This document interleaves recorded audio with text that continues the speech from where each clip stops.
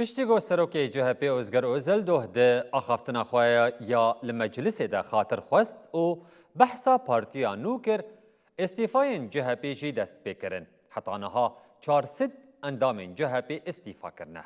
هروها پارلمانتر CHP یکسل تاشکین جی تکس کرگو ناو پارتیا نو ده ببا یعنی پارتی.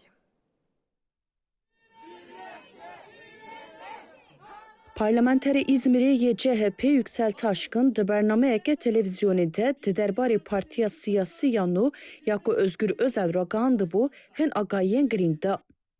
Yüksel Taşkınê di derbarê hejmara parlamenterên ku di çarçoveya têkiliyan de gêiştine wan parve kir. Taşkın got, li gorî tespîtên ku me bi hevalên xwe re kirine heta niha gêiştine notu çar kesî. Her wiha di derbarê navê partiyê de jî nirxandin kir û anî ziman ku tê payîn navê ku di raya giştî de tê bikaranîn bê parastin. Yüksel Taşkın van gotinan bikaranî. Ji ber ku navê Yeni Partî di raya giştî de cih girtiye bi îhtimaleke mezin xuya ye ku dê bi wî awayî berdewam bike. Piştî ku Özgür Özel da xuyan dê partiyeke nû ya siyasî ava bike ve qetîna ji endamtiya CHP zêdetir bû.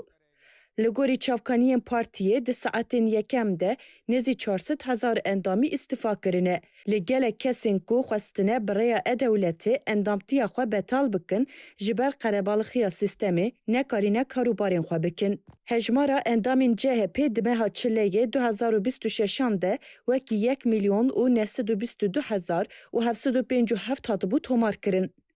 Piştî ku di 21 Gulana 2026 de bi biryara betalkirina teqes serokatiya giştiya Özgür Özel bi dawî bû, hejmara endamên partiyê 42,784 kes kêm bû.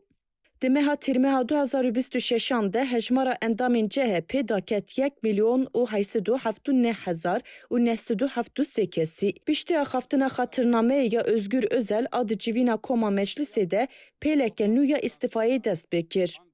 Çavkaniyên CHP diyar kirin ku veqetîna ji endamtiya partiyê berdewam dike û tê payîn ku hejmara îstîfayan di pêvajoya pêşiya me de bêtir zêde bibe.